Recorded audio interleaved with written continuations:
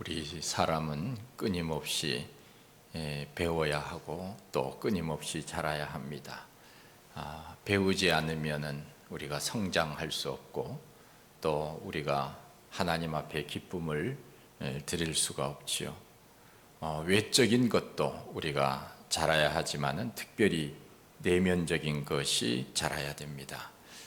자라는 것을 보는 기쁨이 있고 또 자라는 사람도 기쁨이 있습니다. 부모는 어린 아이들이 자라는 것을 보면서 기뻐합니다. 외형적으로 키가 자라는 것도 보기 좋지만 철이 들면서 내면의 모습이 자라는 것을 보면서 또 기뻐합니다. 생명이 있는 것은 자라는 것입니다. 특별히 믿음으로 자라는 것을 보면은 보는 사람이 참 행복합니다.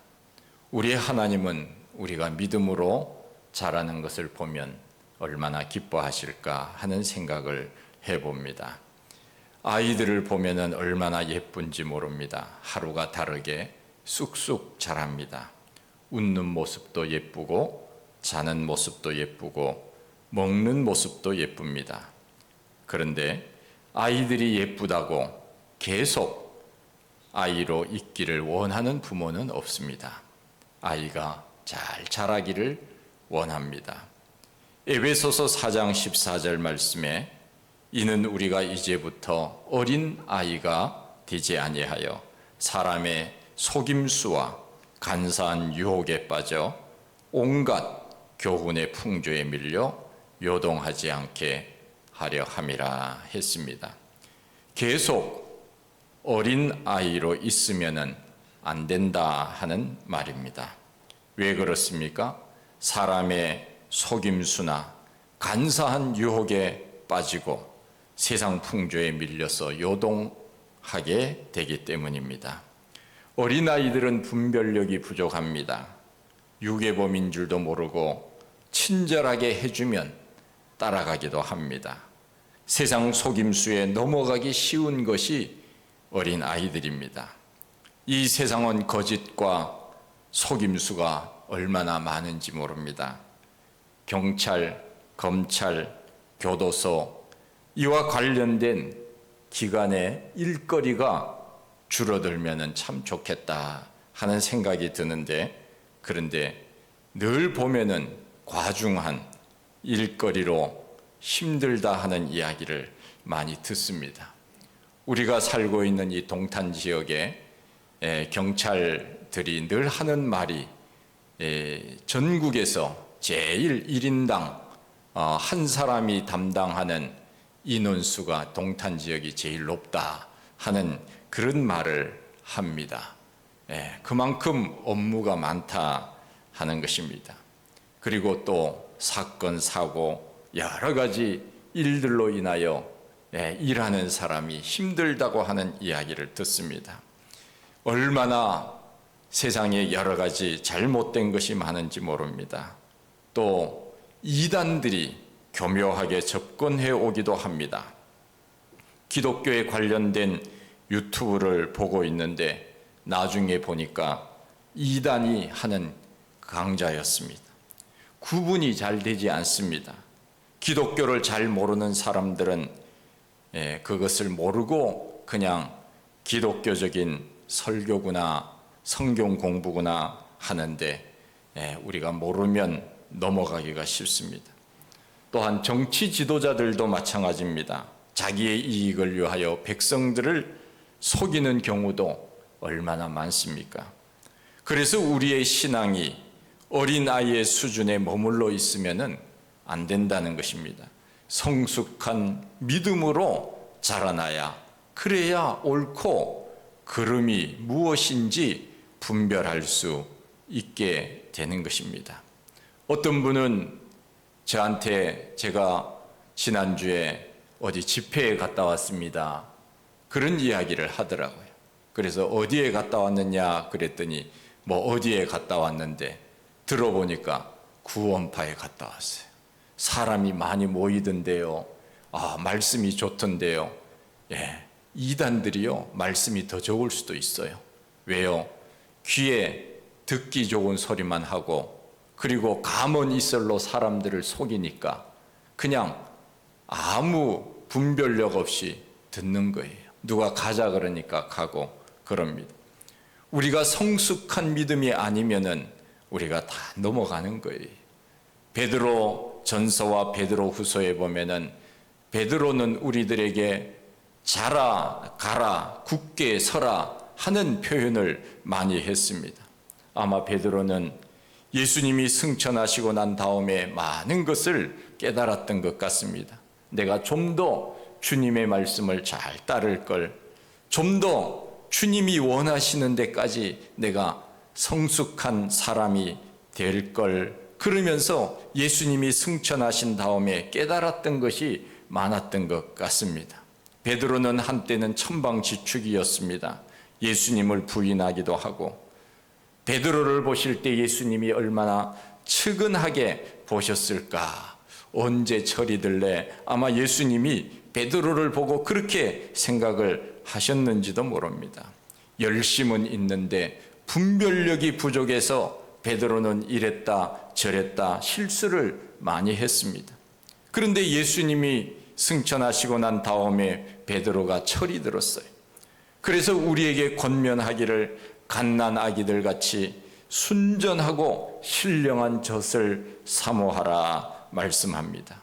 왜 그렇습니까? 그래야 구원에 이르는 믿음이 자라기 때문이다. 우리는 영적으로 성숙한 그리스도인으로 자라가야 합니다.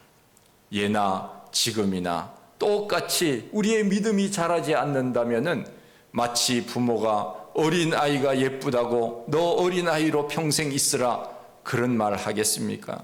자라나야 부모의 마음이 기쁘듯이 하나님께서도 우리의 믿음이 내면적으로 영적으로 자라나야 하나님이 기뻐하시지 않겠습니까? 그렇다면 영적으로 자라나기 위해서는 어떻게 해야 하는 것입니까? 오늘 말씀에 보면은 두 가지를 말씀하고 있습니다. 첫째는 버려야 한다고 하는 것, 둘째는 사모해야 한다고 하는 것, 이 두 가지를 말씀합니다. 그러면 무엇을 버려야 되는 것입니까? 1절 말씀에 보면은 그러므로 모든 악독과 모든 기만과 외식과 시기와 모든 비방하는 말을 버리라. 그렇게 말씀하고 있습니다. 우리가 예수를 믿지만은 우리는 여전히 죄인이에요. 믿지 않는 사람이나 믿는 사람이나 죄인은 똑같습니다. 그러나 다른 것이 있다면 우리는 하나님이 의롭다고 인정해 주신 죄인이고, 예수를 믿지 않는 사람들은 하나님이 인정하지 않는 죄인이라는 것입니다. 죄인의 공통점은 똑같지만 우리는 하나님 앞에 인정받은 죄인이고 용서받은 죄인이라고 하는 것, 이것이 다르다는 것입니다. 그러기에 하나님께서 우리들에게 내가 너를 의롭다 하셨느니라, 내가 의로워서 하나님이 의롭다고 하신 것이 아니라 하나님의 자녀가 되었기 때문에 하나님께서 우리를 의롭다고 인정을 해 주신 거예요. 그래서 우리는 죄인 의식도 있어야 되지만은 의인 의식도 있어야 되는데, 둘 중에 어느 것이 더 커야 되는가 하면은 의인 의식이 더 커야 돼요. 나는 비록 죄인이지만은 하나님이 그래도 나를 의롭다 해준 사람이다 하는 그런 자부심, 감사함, 이런 것들이 있어야 됩니다. 그럼에도 불구하고 우리는 교회 다니지만은 예수를 믿지만은 여전히 우리는 죄를 짓고 그렇게 살지 않습니까? 왜 그런가 하면은 우리 속에는 아담 이래로 죄성이 그대로 남아있기 때문에 그렇습니다. 우상 숭배하던 것, 옛날 삶의 방식들, 잘못된 습관, 이런 것들이 우리 속에는 교회 다니는 사람도 여전히 남아있어요. 지금 이제 설날이 이제 다가오고, 또 음력으로는 우리나라 사람들은 음력, 여러분들 음력 생일 세시나요? 양력 생일 세시나요? 여전히 보면은 음력 생일을 많이 샌다고 하는 것은 여전히 옛날적 사고방식이 여전히 우리 속에 많이 있다 그 말이에요. 예. 그래서 저도 음력 생일이 있는데 양력 생일로 바꿨어요. 예. 주민등록증에 나오는 생일로 그냥 바꿨습니다. 예. 한 10여 년 됐습니다. 옛날 어른들은 음력을 굉장히 중요시 여겼습니다. 예. 그것이 나쁜 것은 아니지요. 그래서 음력 무슨 뭐 정월 초하루다, 정월 대보름이다 이러면은 우리나라 사람들은 또 미신을 얼마나 많이 섬기는지 몰라요. 여러분들 집에 무슨 뭐 새끼줄에다 뭐 걸어놓고 또 무슨 팥죽을 써서 먹고 이런 것들이요 다 귀신 쫓아내려고 하는 그런 일들이거든요. 그런데 그것이 마치 좋은 것처럼 이게 생각을 하고 아무 의미도 없이 그렇게 하는 사람도 많이 있습니다. 우리는 그렇게 안 해도 됩니다. 우리가 예수를 믿지만은 여전히 옛날적 사고방식 속에 우리가 살아갈 때가 참 많습니다. 이런 말이 있습니다. 어느 절에 다니는 사람이 회개하고 예수를 믿었어요. 교회에 와서 목사님을 찾는데 뭐라고 하는가 하면은 우리 주지 목사님 어디 계세요? 자기도 모르게 목사님을 주지 목사님이라고 부른 겁니다. 오랫동안 절에 다니다가 교회에 오니까 목사님도 주지 목사님 입에 밴 것이지요. 그래도 참 교회 나왔으니 얼마나 감사한 일입니까? 충분히 이해가 됩니다. 그만큼 우리 속에 배어 있는 잘못된 습관들이 쉽게 빠져나가지 않습니다. 과거에 행했던 것들이 단번에 다 없어지면은 얼마나 좋겠습니까마는 여전히 우리는 교회를 다니면서도 세상적인 것을 버리지 못할 때가 참 많습니다. 교회 다니면서도 점 보는 사람들 아직도 많이 있어요. 20%가 교회를 다니면서 점을 봤다고 하는 통계가 있습니다. 그것도 집사, 권사 이런 분들이 그냥 점쟁이에게 찾아가서 점을 본다고 합니다. 타로점을 하고 미신을 섬깁니다. 교회 다니는 사람도 이사할 때 손 없는 날을 찾는 사람도 있습니다. 여러분, 손 없는 날이 무슨 뜻이에요? 손 없는 날은 귀신이 오지 않는 날, 이 날이 손 없는 날이라 사람들은 그렇게 이야기를 합니다. 그래서 이사를 갈 때도 손 없는 날은 이게 이사 비용이 비싼 거예요. 우리 예수 믿는 사람들은 손 있는 날에 가면 돼요. 그러면은 이사 비용이 좀 싸다고 합니다. 우리 예수 믿는 사람들은 이사하는데 무슨 날짜를 잡거나 결혼식을 할 때 날짜를 무슨 잡거나 사주, 궁합, 팔자를 보거나 이런 거 안 해도 됩니다. 예. 이사 갈 때 아무 날에나 가도 돼요. 주일은 빼고요. 이사 갈 때는 무슨 날이든지 우리는 관계가 없어요. 예수 믿는 사람들은 진리를 알지니 진리가 너희를 자유케 하리라. 진리 대신 예수 그리스도를 모르니까 그렇게 무지하게 사는 거예요. 세상 사람들은. 왜 무당과 점쟁이를 찾아갑니까? 무당과 점쟁이는 가자마자 답을 주기 때문에 그렇습니다. 하나님의 응답은 느린데 무당이나 점쟁이한테 가면은 즉답을 줍니다. 그러니까 수백만 원, 수천만 원을 들고 가서 내가 앞으로 어떻게 되겠습니까? 묻는 거예요. 그러면은 무당과 점쟁이들은 또 얼마나 버릇이 나쁜지 몰라요.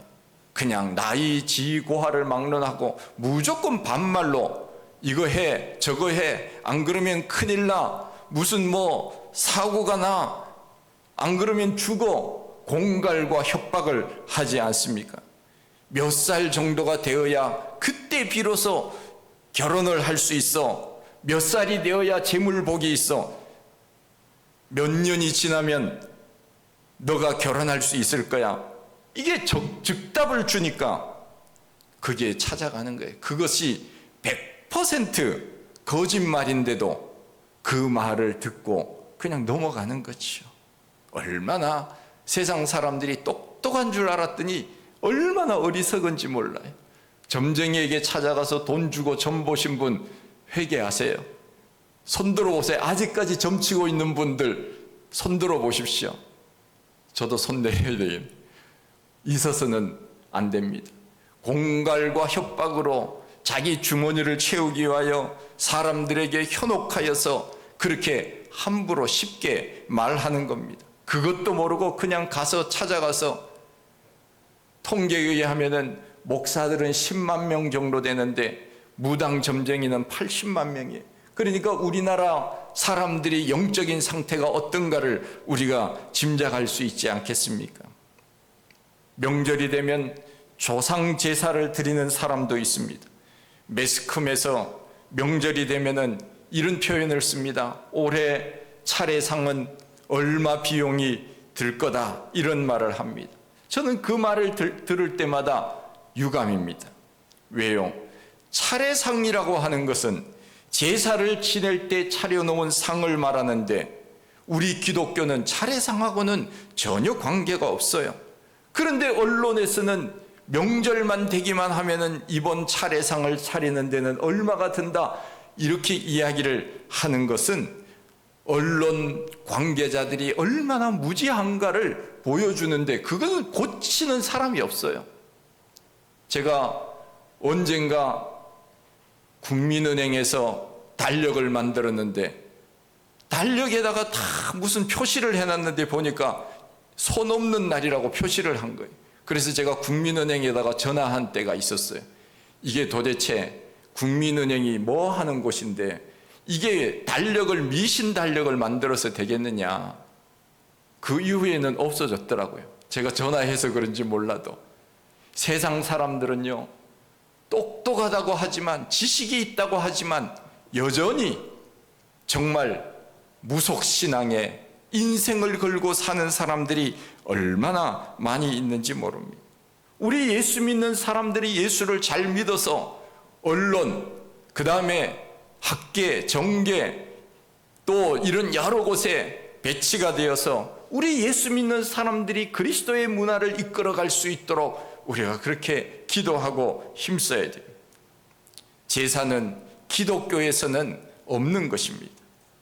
명절에 우리가 예배를 드리거나 먼저 가신 분들의 기일에 예배를 드리는 것은 죽은 사람을 위하여 드리는 것은 절대로 아닙니다. 남아있는 사람들이 믿음으로 더 서기를 원하는 마음으로 하나님 앞에 예배를 드리는 것이지, 제사상을 차려놓고 기일을 지키거나 명절 때 제사를 지내는 것은 우리 기독교하고는 전혀 관계없는 것입니다. 그래서 어떤 분들은 종종 묻습니다. 목사님, 명절 때 예배를 드릴 때 상을 차려놓고 예배를 드려요? 그냥 예배를 드려요? 아니, 밥 먹을 때 상을 차리면 되지 무슨 예배할 때 상을 차려놓고 그냥 다 식잖아요. 그거 맛도 없어지고. 예배는 하나님 앞에 드리는 것이지 죽은 사람을 위하여 드리는 예배는 없어요. 천주교에서는 그렇게 하는지 모르지만 우리 기독교에서는 그렇게 하지 않습니다. 저도 어릴 때 우리 집에서 제사를 지냈어요.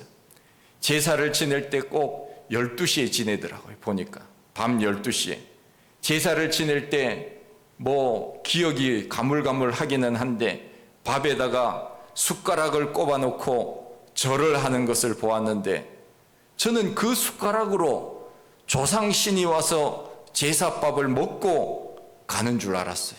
그런데 제사가 끝났는데도 봤더니 밥 한 톨 없어지지 않았어요. 나중에 보니까 다 제사 지낸 사람들이 다 먹더라고. 저는 귀신이 와서 먹는 줄 알았더니 그것도 아니에요. 이러한 잘못된 것들, 예수를 믿으면서도 여전히 제사를 지내고 무당과 점쟁이에게 찾아가서 인생을 묻고 하는 그러한 것들, 이것을 버려야 우리의 믿음이 자라는 거예요. 그것을 붙잡고 있는 한 우리의 믿음은 결코 자라지 않습니다. 유교적인 영향, 우리나라의 유교, 그야말로 조선이, 고려가 망하고 조선이 생기면서 억불 승유 정책을 펴면서 유교가 융성하지 않았습니까? 그것이 이제 다 중국에서 들어온 성리학이 유교거든요. 그 유교의 영향으로 죽은 부모도 내 부모니 부모를 공경해야 한다고 가르쳤는데 그 의식이 잘못된 것이죠. 그것은 아무것도 아닙니다. 죽은 부모에게 무슨 3년상을 하고 무슨 죽은 다음에 아무리 진수성찬을 차린들 무슨 의미가 있습니까? 우리 예수 믿는 사람들은 다 없애야 돼. 어떤 집은 1년의 제사를 13번 지낸다고 하는데 제가 그분에게 얘기했어요. 모아서 드리라고. 모아서 한 번에, 그리고 없애라고 얘기했습니다. 그 정성이면 남아있는 가족들에게 그 정성을 쏟으면 얼마나 좋아요. 죽은 이를 위하여 할 수 있는 것은 아무것도 없는데 그거 붙들고 있는 거예요. 예수 믿는 사람들도 그것 때문에 고민을 하는 것을 볼 때 우리가 믿음으로, 그러면 우리가 어떻게 해야 됩니까?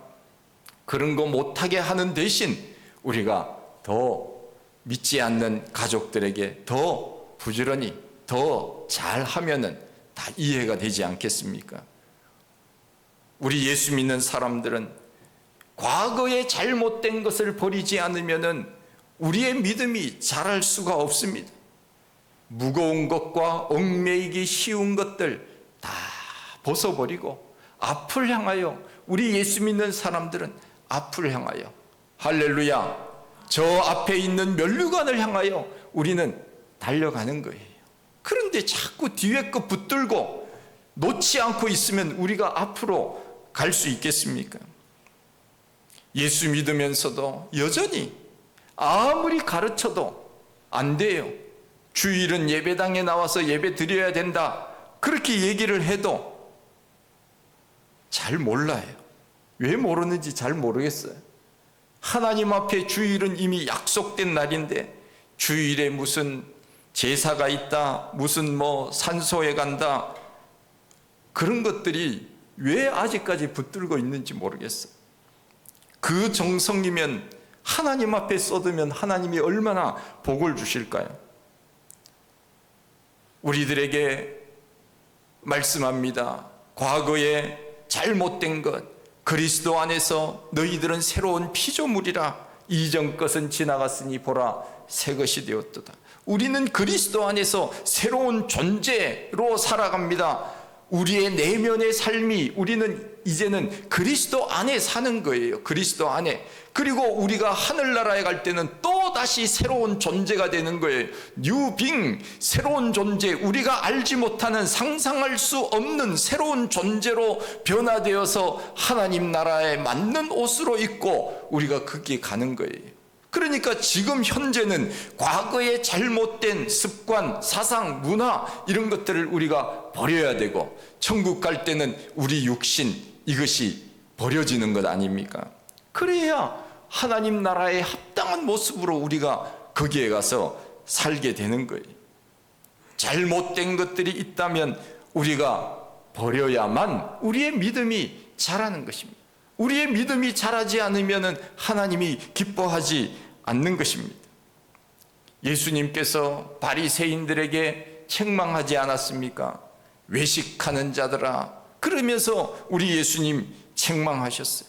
잘못된 것들, 외식하는 것들, 거짓 가면을 쓰고 있는 그러한 잘못된 것들, 이런 것들을 버려야만 주님 앞에 정직하고 바르게 우리가 설 수가 있는 것입니다. 소돔과 고모라가 유황불로 심판을 받은 것은 그들이 죄를 지었기 때문인 것은 결정적인 것이 아니에요. 우리 예수 믿는 사람들, 이 우리나라에만 예수 믿는 사람들이 1000만 정도, 옛날에는 1200만까지 이야기를 했는데 지금은 많이 내려갔을 거예요. 소돔과 고모라가 멸망한 것은, 유황불로 멸망한 것은 그들이 죄를 지었기 때문이기도 하지만 결정적인 것은 그곳에 의인 10명이 없었기 때문이에요. 다른 사람들이 다 죄를 짓는다고 해도 하나님 잘 믿는 사람 10명만 있었어도 하나님은 그 땅 심판하지 않았을 거예요. 마찬가지입니다. 세상 사람들은 다 그렇게 세상적으로 산다고 해도 우리 예수 믿는 사람들은 믿음으로 하나님 앞에 빛과 소금으로 그렇게 살면 하나님이 우리를 보시고 이 땅을 살리시는 것 아니겠습니까?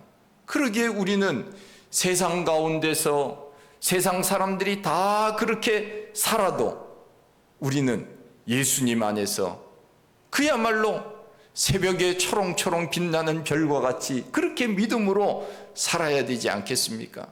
세상 사람들이 따르는 세상적인 문화, 세상적인 잘못된 것들 그대로 따르면서 우리가 어찌 하나님의 자녀라고 말할 수가 있겠습니까?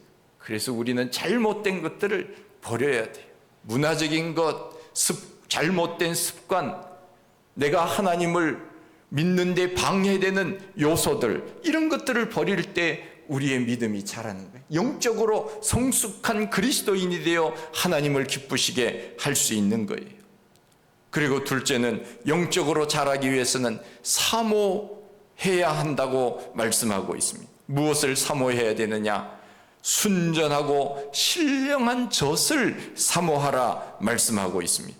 아이들이 잘 자라기 위해서는 잘 먹어야 합니다.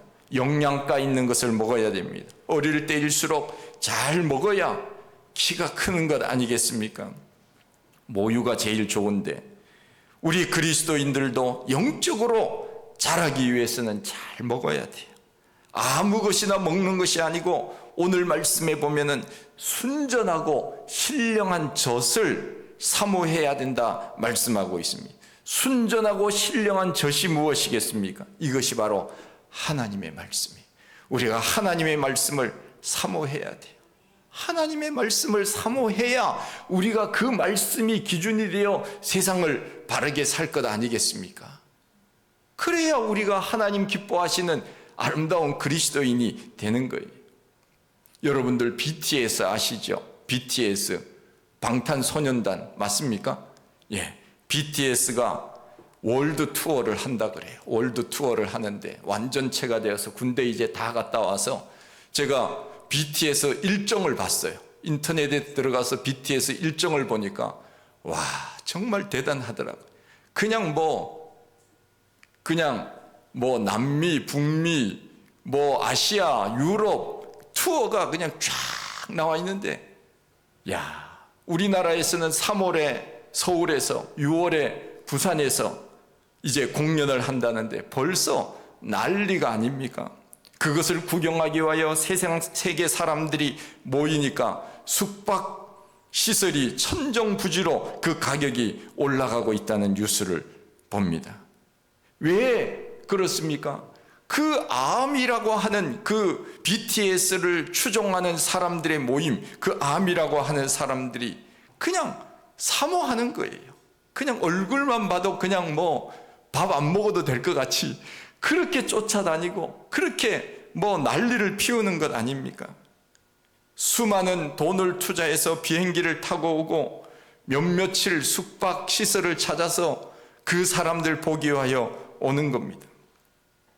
공연할 때도 눈을 떼지 않고 영상을 찍습니다. 우리가 하나님의 말씀을 이렇게 사모하면 얼마나 좋을까요? 할렐루야. 우리가 하나님 말씀을 이렇게 하나님 말씀을 사모하면 하나님이 우리들에게 엄청 복을 주셨을 것 같아요. 하나님의 말씀을 사모해야 자라는 겁니다. 저는 지금도 어디에 가서 다른 목사님들이 설교할 때 저는 귀담아 들으려고 합니다. 제가 듣는 것은 그래도 좀 해요. 말은 잘 못할는지 모르지만은 목사님들 모임에 가면요, 목사님들이 얼마나 말을 잘하는지 몰라. 하여간 마이크만 주면 뗄 줄을 모른다니까. 5분 설교하라 그랬더니 시간 순서가 많은데도 20분 설교해. 말도 안 들어요, 목사님들이. 그래서 목사님들 모임에 가면 저는 말을 안 합니다. 왜요? 말하는 사람들이 너무 많아요. 말 잘하는 사람들이 너무 많아요. 그래서 저는 듣는 입장인데 설교를 할 때도 저는 그 목사님의 설교를 귀담아 들으려고 합니다. 그리고 눈을 떼지 않아요. 제가 특기예요. 제가 전도사 할 때 제가 그 설교를 담임 목사님 설교를 1부 듣고 2부 듣고 뭐 그렇게 하니까 목사님이 얼마나 좋아하는지 몰라요. 저는 황전도사 황 목사 때문에 내가 설교할 맛이 난다 할 정도로 제가 귀를 쫑긋하고 그렇게 듣거든요. 지금도 마찬가지입니다. 그것이 저는 예의라고 생각을 하기 때문에 그렇습니다. 그리고 그렇게 해야 은혜가 되기 때문에 그렇습니다. 딴전을 피우고 딴 생각을 하게 되면 말씀을 전하는 사람이 얼마나 힘이 빠지겠습니까? 시편 119편 131절에 보면 내가 주의 계명들을 사모함으로 내가 입을 열고 헐떡였나이다. 주의 말씀을 얼마나 사모하면은 그걸 빨리 먹으려고. 제가 조용기 목사님 살아계실 때 들었던 설교를 아직까지도 기억하고 있는 게 있어요. 그게 뭔가 하면은 그 여의도 순복음교회는 믿음 좋은 사람을 제일 앞자리에 앉게 한답니다. 그래서 목사님이 설교할 때마다 아멘, 아멘, 앞에 아멘 부대가 있대요. 아멘 부대를 앞에 포진하니까 설교가 얼마나 힘이 나는지, 뒷사람은 안 해도 돼, 앞사람만 보고 해도 설교가 힘이 난다, 그런 이야기를 제가 들은 적이 있어요. 하나님의 말씀을 사모하여 내가 헐떡였나이다. 여러분들 강아지에게 뭐 먹을 걸 줘보세요. 그냥 혀를 알른거리면서 빨리 달라고 헐떡이지 않습니까? 그것처럼 우리가 하나님의 말씀을 사모해야 된다, 그 말이에요. 어떤 분들은 하나님의 말씀을 약으로 먹는 분이 있어요. 물론 신약과 구약이니까 약으로 먹어야지요. 그러나 약은 문제가 생겼을 때 먹는 게 약 아닙니까? 우리는 하나님의 말씀을 약으로 먹지 말고 우리는 밥으로 먹어야 돼요. 할렐루야. 약은 문제가 생길 때만 먹는 것이지만 밥은 늘 먹는 거잖아요. 그래서 우리는 밥 먹듯이 하나님의 말씀을 사모해야, 그래야 믿음이 자란다 하는 것입니다. 시편 119편 103절에 주의 말씀의 맛이 내게 어찌 그리 단지요, 내 입에 뭐보다요? 꿀보다 더 다니이다. 주의 말씀의 맛이 꿀보다 더 달대. 여러분들 꿀 드시고 싶으면 성경책을 핥으세요. 그냥 그러면은 아마 단 것을 하게 될 겁니다. 그만큼 사모하라는 것 아닙니까?